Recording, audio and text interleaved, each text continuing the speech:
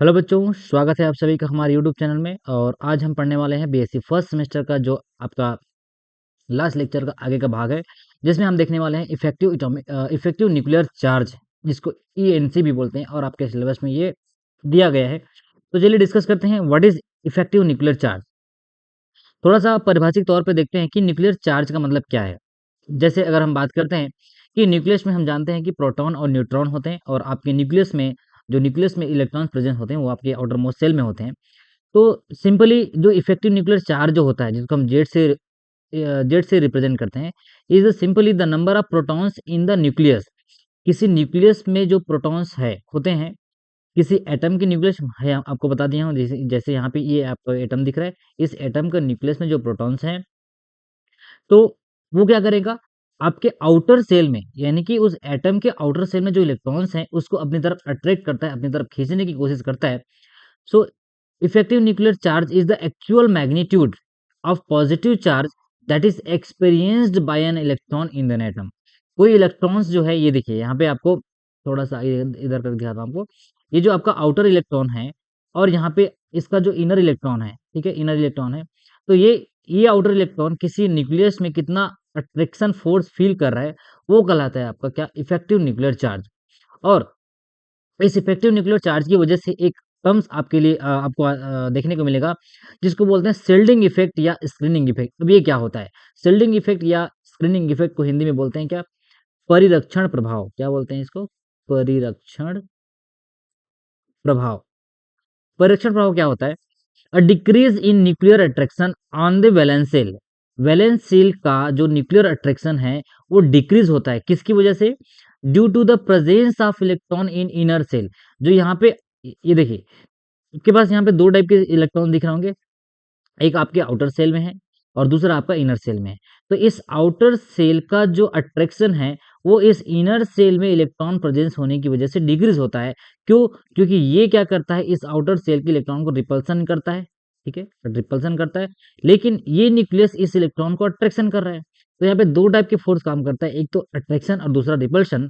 तो due to the presence of electron in an inner shell is called the shielding effect और screening effect. अंदर के जो cell होते हैं उसमें इलेक्ट्रॉन्स जो प्रेजेंट है, वो बाहर के सेल में जो इलेक्ट्रॉन्स है उसको खींचने से रोक देता है, और यही कहलाता है आपका क्या, स्क्रीनिंग इफेक्ट या shielding effect. The magnitude of the screening effect depends on the number of electron present in the inner shell. जितने ज्यादा नंबर ऑफ इलेक्ट्रॉन्स होंगे, उतना उसका शिल्डिंग इफेक्ट क्या होगा, हाई होगा। चलिए, अब थोड़ा सा आगे बढ़ते हैं। जैसे मान लिया जाए, शील्डिंग इफेक्ट बहुत हद तक इफेक्ट करता है। जैसे आपका कुछ प्रॉपर्टीज है, आयोनाइजेशन एनर्जी है, या इलेक्ट्रॉनिगेटिविटी है, या इलेक्ट्रॉन अफिनिटी है, ठीक है। तो देखिए यहाँ पे मान लीजिए इस न्यूक्लियस में, देखिए आपका न्यूक्लियस है, यहाँ पे दो इलेक्ट्रॉन है, एक एक इलेक्ट्रॉन ये और एक इलेक्ट्रॉन ये। तो इस इलेक्ट्रॉन को मुझे निकालना है। तो सबसे पहला इलेक्ट्रॉन अगर निकाल रहे हैं, इसकी एनर्जी की वैल्यू है 3.9 इंटू 10⁻⁻18 जूल। और जैसे ही ये इलेक्ट्रॉन निकल जाता है, तो आपके पास दूसरे इलेक्ट्रॉन को जब निकालना होता है, तो इसके लिए एनर्जी की वैल्यू बढ़ जाती है। देखिए ये क्या हो गया, 8.72। अब ये क्यों हुआ? ये इसका रीजन है शील्डिंग इफेक्ट। कैसे? देखिए, removal of the first electron in helium requires less energy than removal of the second electron because of shielding. क्योंकि भाई ये इलेक्ट्रॉन क्या कर रहा है, आउटर मोस्ट सेल में जो है, ये एक दूसरे को शील्डिंग इफेक्ट शो करता है। अगर दो इलेक्ट्रॉन है उस सेल में, तो इस इलेक्ट्रॉन को शील्ड करेगा ये। इस वजह से आपका पहला जो इलेक्ट्रॉन है वो निकलने के लिए आसानी से निकल जाएगा। और दूसरी बात, आपके पास अगर दूसरा इलेक्ट्रॉन नहीं है, यानी कि एक इलेक्ट्रॉन निकल गए, तो दूसरा इलेक्ट्रॉन को निकलने के लिए एनर्जी ज्यादा लगेगी, यहाँ पे शील्डिंग इफेक्ट काम नहीं करता है। तो इस तरीके से यहाँ देखिए, अगर आपका एटॉमिक नंबर 3 4, इधर देखिए साइज क्या होता जाता है, छोटे होते जाता है। हमको पता है जब लेफ्ट टू राइट जाते हैं तो साइज क्या होता है, साइज होता है आपका डिक्रीज। और साइज डिक्रीज होने की वजह से ये लिख लीजिए आपको, size is inversely proportional to आपका इफेक्टिव न्यूक्लियर चार्ज, जिसको आप बोलते हैं ईएनसी। तो इस तरीके से आपका साइज अगर छोटा होता है, इफेक्टिव न्यूक्लियर चार्ज बढ़ते जाता है। यहाँ देखिए 1.28 है, फिर 1 पॉइंट ऐसे करते करते यहाँ पे देखो फ्लोरीन का साइज जो है बहुत छोटा हो जाता है, और आपका इफेक्टिव न्यूक्लियर चार्ज क्या होता है, 5.10। अब इसी इफेक्टिव न्यूक्लियर चार्ज को अगर हम परिभाषिक तौर पे देखें, तो इसको लिखते हैं क्या, Z effective is equal to होता है atomic number is minus sigma. और सिग्मा कहलाता है आपका क्या, सिग्मा है शील्डिंग कांस्टेंट, और ये shielding constant is greater than zero but smaller than Z, greater than zero ही होगा। और इस शील्डिंग कांस्टेंट की वैल्यू को जेड इफेक्टिव को निकाला जाता है स्लेटर रूल से, स्लेटर रूल से। तो later I will discuss what is Slater rule. उससे पहले थोड़ा सा हम, आपके पास बहुत सारे जो पीरियोडिक ट्रेन में जो प्रॉपर्टी होती है, एटॉमिक रेडियस के बारे में पढ़ेंगे, आयोनाइजेशन एनर्जी के बारे में पढ़ेंगे, इलेक्ट्रॉनिक एफिनिटी और आपका मेटेलिक कैरेक्टर। तो चलिए सबसे पहले बात करते हैं आयनिक रेडियस के बारे में, जिसको आप बोलते हैं आयनिक त्रिज्या या आयनिक साइज या आयनिक त्रिज्या इसको बोलते हैं। ठीक है, आयनिक त्रिज्या क्यों? क्योंकि ये भी आपके सिलेबस में दिया गया है, एटॉमिक रेडियस आपके सिलेबस में दिया है। मैं पूरा सिलेबस डिस्कशन कर दिया हूँ आप लोगों के लिए, जो बेसिक सेकंड जो बेसिक फर्स्ट सेमेस्टर का है। ठीक है, तो इसको आप धीरे-धीरे देखते चलिए, पढ़ते चलिए। सबसे पहले हम डिस्कस करेंगे एटॉमिक रेडियस के बारे में। तो एटॉमिक रेडियस क्या होता है? Atomic radius, the term atomic radius means the distance from the centre. Simple सी बात है, जो रेडियस होता है, मान लीजिए अगर एक सर्कल है, इस सर्कल से अगर इसकी बात करते हैं तो ये कहलाता है आपका रेडियस, और ये कहलाता है पूरा आर प्लस, अगर मैं इसको आर बोलूँ और इसको भी आर बोलूँ तो हो जाएगा R plus R is equal to क्या होता है, डायमीटर या टू आर जिसको बोलते हैं आप। ठीक है, तो डायमीटर का आधा आधा क्या कहलाता है आपका रेडियस। अगर ये न्यूक्लियस से लेते हैं, अगर ये न्यूक्लियस के सेंटर से आउटर मोस्ट सेल की इलेक्ट्रॉन की डिस्टेंस लेते हैं, तो ये कहलाता है आपका क्या, कोवेलेंट रेडियस। जैसे यहाँ देखिए, ये पूरा रेडियस, चलो यहाँ एकदम सिंपल से ये देखिए, ये आपका रेडियस है, ये यहाँ से आपका रेडियस है और यहाँ से ये रेडियस। ठीक है, तो पूरा अगर डायमीटर 74 पिकोमीटर है तो इसका आधा कितना हो जाएगा, 37 पिकोमीटर। इसका आधा हो जाएगा 37। तो covalent radius, the distance between the centre of the nucleus of the atom and the mean position of the shared pair of electron between the bonded atom. जैसे यहाँ देखिए, इस कोवेलेंट रेडियस की अगर हम बात करते हैं, थोड़ा सा इसको जूम कर देता हूँ मैं, ये देखिए कोवेलेंट रेडियस क्या है, ये आपका कोवेलेंट बॉन्ड बना हुआ है और कोवेलेंट बॉन्ड से ये जो डिस्टेंस है, the distance between the centre of the nucleus, ये सेंटर ऑफ, ये न्यूक्लियस का सेंटर है, ये न्यूक्लियस सेंटर है, और ये दोनों के बीच की जो डिस्टेंस है वो इंटर न्यूक्लियर डिस्टेंस कहलाता है। और half of the inter nuclear distance between the nuclear of the two bonded atom, दोनों बॉन्डेड एटम के बीच की डिस्टेंस कहलाता है आपका कोवेलेंट रेडियस, या इसको आप बोलते हैं सहसंयोजी त्रिज्या बोलते हैं हिंदी में। ठीक है, तो इस तरीके से आपका एटॉमिक रेडियाई की बात, जब हम आयनिक रेडियाई में आ जाते हैं तो यहाँ देखिए दो आयंस, मान लीजिए अगर सेम सेम एटम है तो ये आपका सेंटर से लेके ये डिस्टेंस 99 पिकोमीटर है, और ये टोटल आपका है कितना है आपका 198। इसका बॉन्ड लेंथ 198 पिकोमीटर है क्योंकि दोनों का लेंगे, और एक का अगर आप लेंगे तो हो जाएगा 99 पिकोमीटर, ये इसका रेडियस है। वैसे ही आपका क्लोरीन के केस में देखिए, ये इन दोनों का पूरा डिस्टेंस कितना है आपका, पूरा डिस्टेंस है आपका है, जैसे ये देखिए 181 पिकोमीटर, यहाँ से रेडियस के टाइम का 102 पिकोमीटर। सिमिलरली आपका मेटालिक रेडियस की बात करते हैं, तो सीधी सी बात है, आपको एक ही चीज जानना है कि डायमीटर का जो आधा करेंगे तो आपकी वैल्यू आएगी क्या, रेडियस या आर। ठीक है, अब एटॉमिक साइज जो है, एटॉमिक साइज यहाँ देखिए एक ट्रेंड है। एटॉमिक साइज अगर हम लिथियम से हीलियम इधर आते हैं, आपका जैसे मान लीजिए इधर बेरिलियम है, फिर आपका एल्यूमिनियम है, सिलिकॉन है। ठीक है, तो एटॉमिक रेडियस अगर हम पिकोमीटर में बात करते हैं तो डिक्रीज होते जाता है, इधर पूरा डिक्रीज होते जाता है। और अगर इधर देखिए साइज बढ़ रहा है, ये बढ़ रहा है, ये बड़ा होते जा रहा है।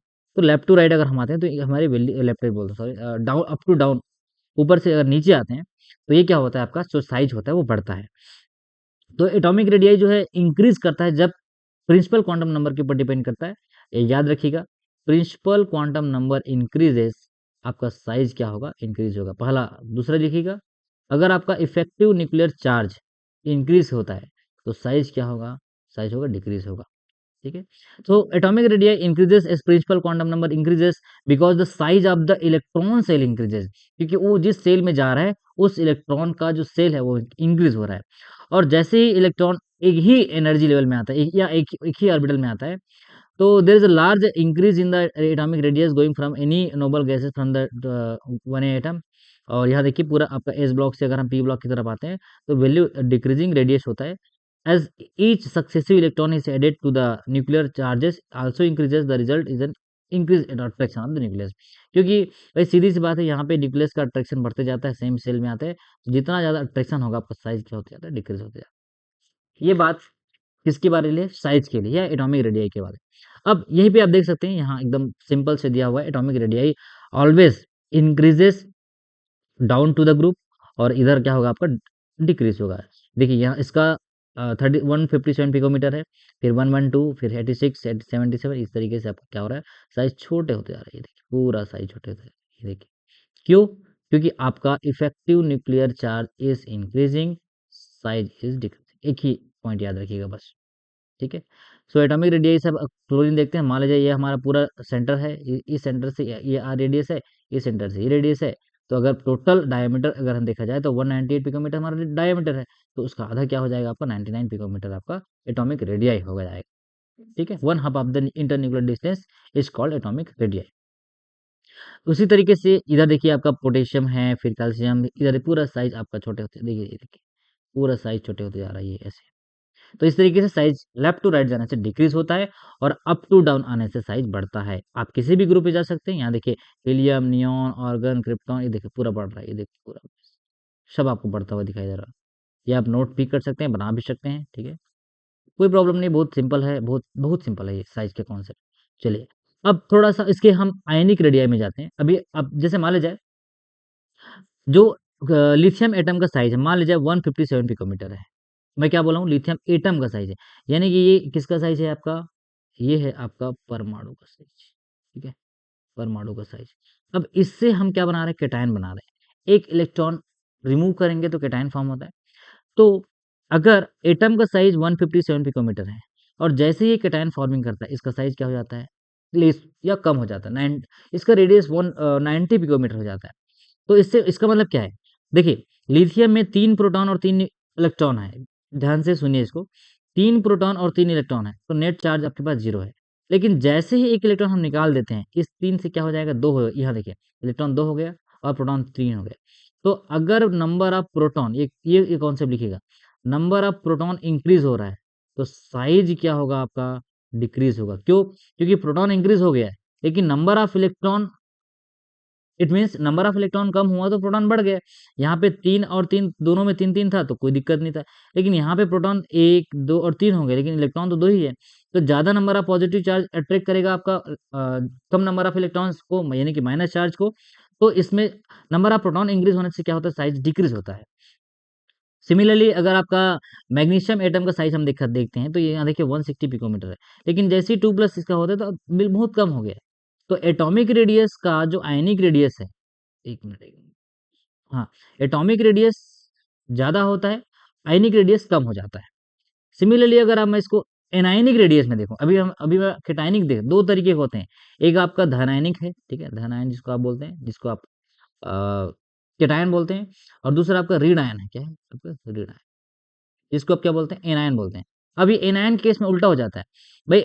एनायनिक के लिए आपका एटॉमिक रेडियस 72 पिकोमीटर है, ये देखिए ऋण आयन के लिए। लेकिन जैसे सॉरी मतलब ये ओनली एटम के लिए, और जैसे ही इसका एनायन बनता है साइज बढ़ जाता है। क्यों, क्योंकि इलेक्ट्रॉन एक्स्ट्रा ऐड होता है, इलेक्ट्रॉन एक्स्ट्रा आने से उसका साइज, रिपल्सन होने की वजह से साइज बढ़ जाता है। तो यहाँ पे लिखा है देखिए, the radius of a cation is always smaller then the radius of the neutral atom. Cation हमेशा छोटा होगा। यहाँ देखिए लिथियम एटम का, इसका जो केटायनिक पार्ट है 90 पिकोमीटर है, और यहाँ देखिए 157 पिकोमीटर।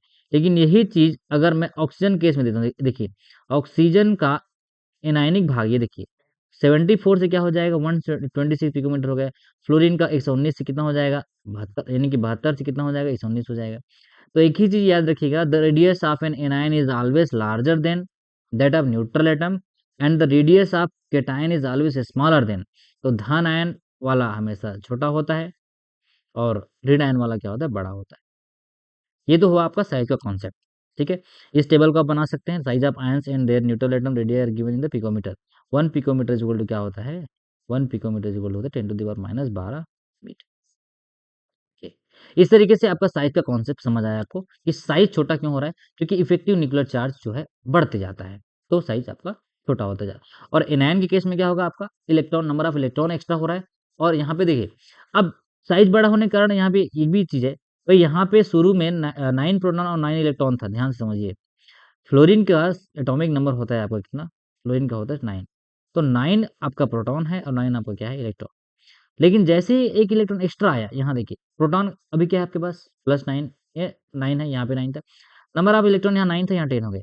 सो नंबर एक, आप यहाँ पे एक रिलेशन लिख सकते हैं कि नंबर ऑफ प्रोटॉन इंक्रीजेस, ये देखिए मैं लिख रहा हूँ, number of proton increases, size decreases, number of electron increases, size increases, क्योंकि यहाँ पे देखिए, यहाँ पे 9 था, यहाँ पे 10 हो गया। क्लियर है यहाँ पे? चलिए, अब आता है यहाँ पे, देखिए, यह देखिए, आयनिक रेडियस है, number of proton 8, number of proton 9, 11, 12। अभी आपको क्या बोला हूँ, अगर प्रोटॉन ज़्यादा होता है, प्रोटॉन इंक्रीजेस, साइज डिक्रीजेस। यहाँ देखिए, क्लियर, सब में 10-10 इलेक्ट्रॉन है, इसमें भी 10 है, इसमें भी 10 है, इसमें भी 10, इसमें भी 10। O2 माइनस की बात करो, F माइनस, फ्लोरीन माइनस, या आपका बात कर रहे हैं हम सोडियम प्लस या मैग्नीशियम 2 प्लस का, तो यहाँ पे देखिए number of electron is similar, या नंबर ऑफ इलेक्ट्रॉन सारे में सेम है, 10 10 10। लेकिन यहाँ देखिए प्रोटॉन, देखिए 8 9 11 12, तो किसमें सबसे ज़्यादा है भाई? ये देखिए प्रोटॉन इसमें ज़्यादा है ना, नंबर ऑफ प्रोटॉन 12 है और आपका इलेक्ट्रॉन 10 है, तो इसका साइज बहुत छोटा होगा, ये आपका मैग्नीशियम। तो इस तरीके से जो आइसो इलेक्ट्रॉनिक्स आयंस होते हैं उसके साइज के बारे में अगर आपको क्वेश्चन आता है, तो एक ही चीज याद रखिएगा, if proton increases, size decreases, दोनों लिख देता हूं मैं, प्रोटॉन इंक्रीजेस, साइज डिक्रीजेस, और अगर आपका इलेक्ट्रॉन इंक्रीज होता है तो साइज क्या होगा? साइज होगा इंक्रीज। चलिए, ये दो बातें हो गई। अब आता है हमारा नेक्स्ट टॉपिक है आयोनाइजेशन एनर्जी। ठीक है, आयोनाइजेशन एनर्जी। इस वीडियो में मैं 2-3 टॉपिक पढ़ाऊँगा। एक तो आपका साइज़ पढ़ा दिया, दूसरा आयोनाइज़ेशन एनर्जी की बात करूँगा, और तीसरा आपका इलेक्ट्रॉन एफिनिटी के बारे में। फिर नेक्स्ट हम बात करेंगे आपका स्लेटर रूल के बारे में, जिसमें डिस्कस करेंगे कि हम जो इफेक्टिव न्यूक्लियर चार्ज का जो शील्डिंग कांस्टेंट है, उसको वैल्यू कैसे निकाल सकते हैं। अब देखिए, आयोनाइज़ेशन एनर्जी क्या बोलता है? आयोनाइज़ेशन एनर्जी को हिंदी में बोलते हैं आयनन ऊर्जा। क्या बोलते हैं? आयनन ऊर्जा। नाम से समझ आ रहा है, किसी ऐसे मॉलिक्यूल्स को ये जो गैसियस स्टेट में है, उसको हमको आयन आयन में कन्वर्ट करना है। ठीक है, तो आयोनाइजेशन एनर्जी, जिसको आई से डिनोट करते हैं, is the minimum energy required to remove an electron from an atom in the gas phase. कोई ऐसा एलिमेंट जो गैस फेज में है, उससे इलेक्ट्रॉन को निकाल के उसको उसके आयन में कन्वर्ट करना है। ये इस प्रोसेस में जो एनर्जी रिक्वायर्ड होती है, जो ऊर्जा हमको लगती है, वो कहलाता है आयोनाइजेशन एनर्जी। अगर पहली बार हम एक इलेक्ट्रॉन निकाल रहे हैं, तो वो कहलाता है IE1, और अगर दूसरा इलेक्ट्रॉन निकाल रहे हैं, अगर हम दूसरा इलेक्ट्रॉन निकाल रहे हैं, तो वो कहलाता है IE2। और जैसे यहाँ देखिए 2 इलेक्ट्रॉन निकाल दिए, 2 प्लस आ जाएगा, और अगर तीसरा इलेक्ट्रॉन निकाल रहे हैं, तो वो कहलाता है IE3। ये देखिए, तो जितना बार इलेक्ट्रॉन निकालेंगे, आपका नंबर ऑफ चार्ज जो है बढ़ते जाता है। तो सोडियम एटम के केस में हमारे पास 11 प्रोटॉन है और 11 इलेक्ट्रॉन है। नो डाउट, 11 इसका एटॉमिक नंबर है, तो 11 इसके पास इलेक्ट्रॉन, 11 इसके पास क्या है? प्रोटॉन। अब दूसरी चीज, अगर उसके पास आयंस बन गए, तो प्रोटॉन आपका तो सेम है ही, बिल्कुल सही बात है।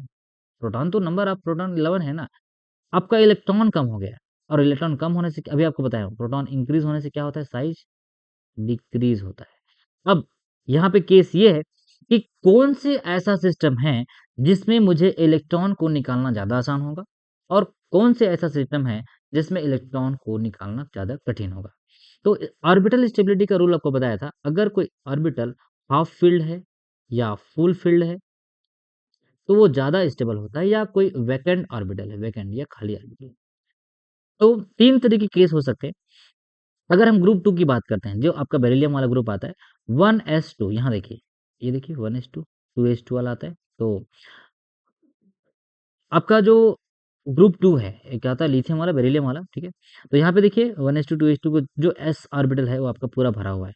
तो यहाँ पे लिखा है harder to remove, it means अगर कोई ऑर्बिटल कंप्लीटली फिल्ड है, तो वहाँ से इलेक्ट्रॉन निकालना ज़्यादा मुश्किल होगा, रेदर देन आपका ऐसा सिस्टम जिसमें एक सिंगल इलेक्ट्रॉन है। जैसे यहाँ देखिए, ग्रुप 13 में देखिए, बोरॉन वाला ग्रुप याद करिए, बैंगन, आलू, गाजर, इन, थैला, याद कराया था मैं। तो ये हो जाएगा easier to remove. It means आपके पास अगर एक ही इलेक्ट्रॉन है किसी सिस्टम में, तो आप बहुत आसानी से उस इलेक्ट्रॉन को निकाल सकते हैं और उसको आयोनाइज कर सकते हैं। इसके बाद तीसरा केस है, फिर से अगर आपका ऑर्बिटल कंप्लीट हाफ फील्ड है, एनपी देखिए, नाइट्रोजन वाला जो सीरीज होता है, नाइट्रोजन है, फास्फोरस है, आर्सेनिक है, एंटीमनी है, तो यहाँ फिर से देखिए, यहाँ पे क्या लिखा है? Harder to remove. It means अगर आपका ऑर्बिटल कंप्लीटली है, कंप्लीटली हाफ फील्ड है, तो आप क्या कर सकते हैं उसको, आप उसको नहीं निकाल सकते, हार्डर टू रिमूव। अब फिर से एक चौथा केस है जहाँ पे आपको दिख रहा होगा easier to remove. It means अगर वो पार्शियली फील्ड है या इसको हम हिंदी में बोलते हैं आंशिक रूप से भरा हुआ है, ठीक है, थोड़ा सा ऊपर करता हूँ, ये देखिए, अगर वो आंशिक रूप से भरा हुआ है, ये अगर आंशिक रूप से भरा हुआ है तो आप क्या कर सकते हैं, इसको आसानी से निकाल सकते हैं। तो इस तरीके से 3-4 केस है आपका आयोनाइज़ करने के लिए कि what is harder to remove, what is easier to remove, आपको मैं बता दिया। ऐसा कोई सिस्टम आता है, सबसे पहले आप इलेक्ट्रॉनिक कॉन्फ़िगरेशन देखेंगे। अगर इलेक्ट्रॉनिक कॉन्फ़िगरेशन सेम हो गया, तो दूसरी चीज़ है जो है आपका साइज़ का इफ़ेक्ट है, साइज़ का, ठीक है? तो यहाँ पे एक नोट करके लिखिएगा, अगर आपका साइज़ जो है इसको ऐसे लिख सकते हैं, size is inversely proportional to ionization energy. ये देखिए, साइज़ इंक्रीज़ होगा, आयोनाइज़ेशन एनर्जी कम लगेगा, साइज़ डिक्रीज़ होगा, आयोनाइज़ेशन एनर्जी ज़्यादा लगेगा। यही उसका मतलब होता है। चलिए, अब what are the factors governing ionization enthalpy, क्या-क्या फैक्टर्स होते हैं? तो यहाँ देखिए, साइज़ ऑफ द एटम, अगर साइज़ अभी आपको बताया, साइज़ अगर बड़ा है तो आयोनाइज़ेशन एनर्जी क्या होगा? कम लगेगी। चार्ज ऑन द न्यूक्लियस, जितना ज़्यादा नंबर ऑफ चार्ज रहेगा, अगर नेगेटिव चार्ज है तो साइज़ बड़ा रहेगा, ठीक है? पॉजिटिव चार्ज है तो साइज़ छोटा रहेगा। तो डिपेंड करता है कि पॉजिटिव चार्ज है तो आयोनाइज़ेशन एनर्जी आपको ज़्यादा लगेगा, नेगेटिव चार्ज है तो साइज़ बड़ा है तो आपका आयोनाइज़ेशन एनर्जी क्या हो जाएगा? कम हो जाएगा। स्क्रीनिंग इफ़ेक्ट बता दिया हूँ, स्क्रीनिंग इफ़ेक्ट जितना ज़्यादा स्क्रीनिंग इफ़ेक्ट होगा, उतना लेस आयोनाइज़ेशन एनर्जी, तो हम लिख सकते हैं SCREE, परिरक्षण प्रभाव जिसको बोलते हैं। स्क्रीनिंग इफ़ेक्ट की अगर मैं बात करता हूँ, तो ये इनवर्सली प्रोपोर्शनल होता है आपका आयोनाइज़ेशन एनर्जी के। जितना ज़्यादा स्क्रीनिंग इफ़ेक्ट, उतना आपका लेस एनर्जी। भाई सीधी-सी बात है, आपको मान लिया जाए कहीं अंदर घुसना है और बाहर अंदर में जो बैठे वो रोक रहा है, तो कोई कोई आपको बाहर से जल्दी उठा के ले जा लेगा, अब उनको बहुत कम एनर्जी लगेगा, आप अंदर ही नहीं जा पा रहे हैं। तो वैसे ही जो आपका इलेक्ट्रॉन्स है, ये जो न्यूक्लियस में है, ये बाहर वाले हैं, इसको अंदर नहीं आने दे रहा है। तो कोई सामने वाला आदमी है, मान लीजिए ये इलेक्ट्रॉन इसको निकालना चाहता है, तो बहुत आसानी से निकाल लेगा, इसको बहुत कम एनर्जी की रिक्वायरमेट है। और पेनेट्रेशन इफ़ेक्ट क्या होता है, जितना कम पेनेट्रेशन इफ़ेक्ट है आपका आयोनाइज़ेशन एनर्जी बहुत कम लगेगा। ठीक है? तो यहाँ पे एक क्वेश्चन है आपके लिए, क्वेश्चन ये सॉल्व करिएगा। From each set of choose the atom which has the largest ionisation enthalpy. तो मान लीजिए अगर इस 3 सेट है ए, बी, सी, इसे मैं चूज़ करूँगा तो क्या हो जाएगा, यहाँ देखिए फ्लोरीन है, ऑक्सीजन है, नाइट्रोजन है, तो यहाँ पे हमको पता है नाइट्रोजन का भी बताएँ आपको क्या है। स्टेबिलिटी देखिए इलेक्ट्रॉन का। सॉल्व करिए इसको, कमेंट करिए, अगर नहीं होता है तो मैं इसको आगे नेक्स्ट लेक्चर में करूँगा। चलिए, आज का थोड़ा-सा मेरा जो लेक्चर था 3 चीज़ में डिपेंड था। एक आपका इलेक्ट्रॉन अफ़िनिटी, दूसरा आपका आयोनाइज़ेशन एनर्जी और तीसरा आपका साइज़। तो लास्ट पॉइंट है, लास्ट टॉपिक है इस वीडियो का, मैं इसमें बात करूँगा इलेक्ट्रॉन अफ़िनिटी का। चलिए, अब देखिए, जिस तरीके से आपने आयोनाइज़ेशन एनर्जी की बात किया, जिस तरीके से मैं आपको आयोनाइज़ेशन एनर्जी समझाया, सिमिलरली अगर किसी पर्टिकुलर सिस्टम में क्या होगा कि इलेक्ट्रॉन को एडिशन करने का नौबत आ गई। अभी हम इलेक्ट्रॉन को कहाँ कर रहे हैं? निकाल रहे हैं। तो इलेक्ट्रॉन अफ़िनिटी एक ऐसी एनर्जी रिलीज़ अमाउंट है या एनर्जी रिलीज़ है, जब किसी एटम की गैस फेज़ में हम इलेक्ट्रॉन को ऐड करते हैं या वो एक्सेप्ट करता है इलेक्ट्रॉन को और इलेक्ट्रॉन एक्सेप्ट करने से वो एनर्जी रिलीज़ करता है। तो ऐसा प्रोसेस कंसीडर कीजिए जो गैसियस स्टेट में है। मान लीजिए क्लोरीन है और क्लोरीन एक गैसियस स्टेट में है, इसमें हमको इलेक्ट्रॉन को एडिशन करना है। आयोनाइज़ेशन एनर्जी में क्या कर रहे थे, इलेक्ट्रॉन को हम निकाल रहे थे, याद करिए। सोडियम से हम इलेक्ट्रॉन निकाल रहे थे, Na+ बना रहे थे, फिर इलेक्ट्रॉन निकाल के Na+2+ बना रहे थे, फिर इलेक्ट्रॉन निकाल के हम Na+3 बना रहे थे। यहाँ पे इलेक्ट्रॉन का इजेक्शन हो रहा था। लेकिन इस केस में क्या हो रहा है, इलेक्ट्रॉन का एडिशन हो रहा है और इलेक्ट्रॉन के एडिशन से जो एनर्जी रिलीज़ होगा, वो कहलाता है इलेक्ट्रॉन अफ़िनिटी। अब देखिए, क्लोरीन में 17 प्रोटॉन और 17 इलेक्ट्रॉन होते हैं। जैसे ही हम इसमें एक्स्ट्रा इलेक्ट्रॉन ऐड करेंगे, तो इलेक्ट्रॉन क्या हो जाएगा आपका फिर ऐड 18 हो जाएगा। और मैं आपको 5 मिनट पहले ही बताया हूँ कि इलेक्ट्रॉन इंक्रीज़ होगा प्रोटॉन से, तो साइज़ आपका बढ़ जाएगा और साइज़ बढ़ेगा, तो आपका अलग-अलग प्रॉपर्टी उसका चेंजेस होते जाएगा। तो मान लिया जाए, अगर मैं थोड़ा-सा बात करता हूँ इसमें, तो कौन-सा सिस्टम में इलेक्ट्रॉन डालना ज़्यादा आसान होगा? जैसे अभी हमने थोड़ा पहले बात किया कि इस तरीके के सिस्टम से निकालना ज़्यादा आसान है, सॉरी, मतलब ज़्यादा हार्ड है। डिपेंड कर रहा है इसके इलेक्ट्रॉनिक कॉन्फ़िगरेशन का। तो उसी तरीके से आपका इलेक्ट्रॉन अफ़िनिटी डिपेंड करता है कि कैसे वाले सिस्टम में आसानी से हम इलेक्ट्रॉन डाल सकते हैं। तो जैसे मान लीजिए एक सिस्टम है जो हाफ फ़ील्ड है। अब हाफ फ़ील्ड है भाई, हाफ फ़ील्ड हमको पता है स्टेबल है, 1s के केस में हाफ फ़ील्ड है। लेकिन अगर ये एक इलेक्ट्रॉन ले भी लेगा तो क्या होगा, और ज़्यादा स्टेबल हो जाएगा। तो ऐसा सिस्टम जो ईज़ियर टू ऐड इलेक्ट्रॉन होगा, जो हाफ फ़ील्ड है और इलेक्ट्रॉन लेकर स्टेबिलिटी गेन करेगा, या उसमें स्टेबिलिटी आएगा। दूसरा, ऐसा सिस्टम जो ऑलरेडी पहले से स्टेबल है, ये देखिए harder to add an electron, क्योंकि ये ऑलरेडी स्टेबल है, भरा हुआ है। अब इसमें एक इलेक्ट्रॉन मैं डाल भी दूँगा, तो जैसे ही एक इलेक्ट्रॉन डालूँगा तो क्या हो जाएगा और ये अनस्टेबल हो जाएगा। पार्शियली फ़ील्ड जो है अनस्टेबल होता है, याद करिए मैं आपको बता चुका हूँ।